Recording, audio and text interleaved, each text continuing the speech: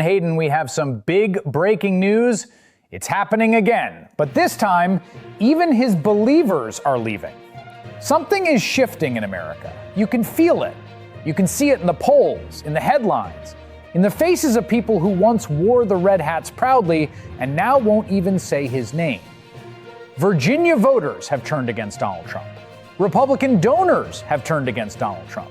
Tucker Carlson, the man who built his entire career defending Donald Trump, has turned against Donald Trump. Suburban families, small business owners, veterans who believed every single promise, turning against Donald Trump. And this isn't a moment. This isn't a bad week or a rough news cycle. This is a reckoning. This is what happens when reality finally catches up to a man who has spent years running from it. Because the question tonight is no longer whether America has turned against Donald Trump. The question is, what took so long? Let's talk about numbers. Because sometimes the most powerful thing in the world is a simple number staring back at you. Impossible to spin, impossible to dismiss. 67% of Americans disapprove of Donald Trump. Not a slim majority, not a close call. 2/3 of an entire nation looking at this presidency and saying no. And then it gets worse. 70% disapprove of the way Donald Trump has handled the economy, the very issue he rode into the White House on, the very promise he made to every working family who believed him. And then it gets worse again. 76% of Americans disapprove of Donald Trump's management of the cost of living. 76%. That is not a political statistic. That is a human cry. That is millions of real people, not pundits, not analysts, not political operatives, but real Americans standing in grocery stores, sitting at kitchen tables, opening bills they cannot pay, and saying out loud what they should have said a long time ago. These numbers are not just data, they are a verdict. There is something uniquely powerful about watching a true believer walk away. Not a critic, not an opponent, not someone who opposed Donald Trump from the beginning, but someone who was there, someone who cheered, someone who built their entire public identity around defending this man, and is now standing at the door, turning the handle, and walking out. Tucker Carlson was that man. For years, he sat behind that Fox News desk and told millions of Americans every single night that Donald Trump was the answer. And we now know, because a lawsuit forced it into the open, that while he was saying that publicly, he was privately texting that he hated Donald Trump passionately, that he couldn't wait to ignore him. And yet he came back. He campaigned for him. He smiled for the cameras. And now Tucker Carlson is done again. This time publicly. This time with words that carry the full weight of guilt and regret. He said it himself. We are implicated.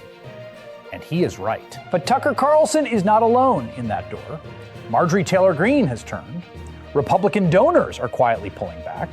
Evangelical leaders have gone silent. MAGA influencers are hedging their language on social media, testing the wind, sensing the shift.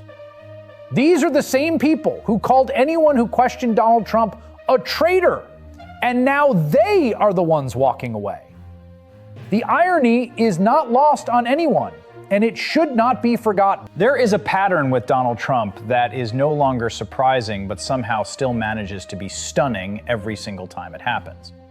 He says something with complete confidence in the morning, and by the afternoon, he has done the exact opposite. This is not political strategy. This is not calculated negotiation. This is a man whose words mean absolutely nothing. Not to the world, not to his allies, not even to himself. At 8:30 in the morning, Donald Trump declared a firm deadline, a line in the sand, a threat with consequences. By 4:09 in the afternoon, a quiet social media post made that deadline disappear without explanation, without accountability, without even the pretense of shame. And this was not the first time. It will not be the last. Because no one violates Trump-issued deadlines more than Donald Trump himself. Now ask yourself this. Imagine if Barack Obama had done this. Imagine the Fox News banners. Imagine the primetime outrage. Imagine Tucker Carlson's face, red and righteous, telling America that their president was weak, that he was dangerous, that he could not be trusted.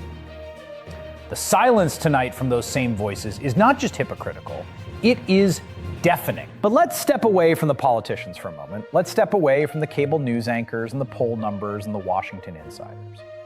Because while all of that is happening at the top, something quieter and far more painful is happening at the bottom. There's a small business owner in Ohio watching tariffs slowly dismantle the supply chain she spent 15 years building. There is a veteran in Florida who believed Donald Trump when he promised to end foreign wars, not ignite new ones. There's a working family in Pennsylvania sitting around a kitchen table tonight trying to figure out how to cover groceries, gas, and rent in the same month on the same paycheck that hasn't meaningfully grown in years. One man said it simply, the way only someone living it can. Gas prices are the highest they've ever been. Rent is the highest. Buying a house is the highest. Everything is higher, and the minimum wage hasn't budged. That is not a political talking point. That is a life. That is what this presidency has delivered to the people who trusted it most. And they are the ones paying the price tonight, not Donald Trump. Never Donald Trump. And now here is where it stops being frustrating and starts being something else entirely. Because while that family in Pennsylvania is stretched to their limit, while that veteran in Florida is wondering what his sacrifice was actually for, while that small business owner in Ohio is watching everything she built slowly come apart, Donald Trump went on national television this morning and said he wants to help the United Arab Emirates, a country he described in his own words as really rich, a dictatorship of staggering, almost incomprehensible wealth. And Donald Trump wants to give them American taxpayer money, your money, the money of the 76% of Americans who are already drowning in a cost of living crisis that this administration created and refuses to acknowledge. And this moment, this decision, this stunning reversal of every promise ever made to working Americans is what finally broke Tucker Carlson. Not the cruelty, not the chaos, not January the 6th. The money, the war, the realization that the man he defended, campaigned for, and publicly championed was never fighting for the people he claimed to represent. He was never fighting for you. He was never fighting for any of us. There will be more defectors. There will be more broken deadlines. There will be more polls, more numbers, more moments that strip away whatever remains of this presidency's credibility. There will be more Tucker Carlsons, people who built their identities around this man, who championed him loudly and loyally, who will one day stand in front of a camera and say, "We were wrong." And when they do, we should listen.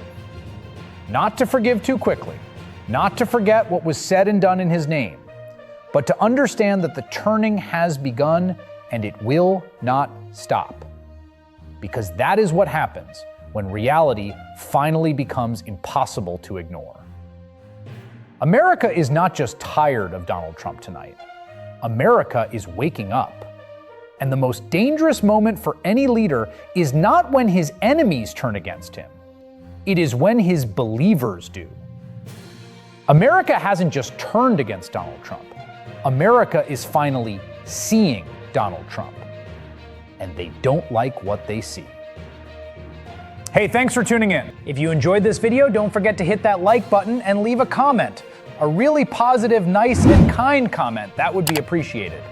And if you're not already subscribed to our channel, make sure to subscribe and turn on notifications so you don't miss any of our daily updates.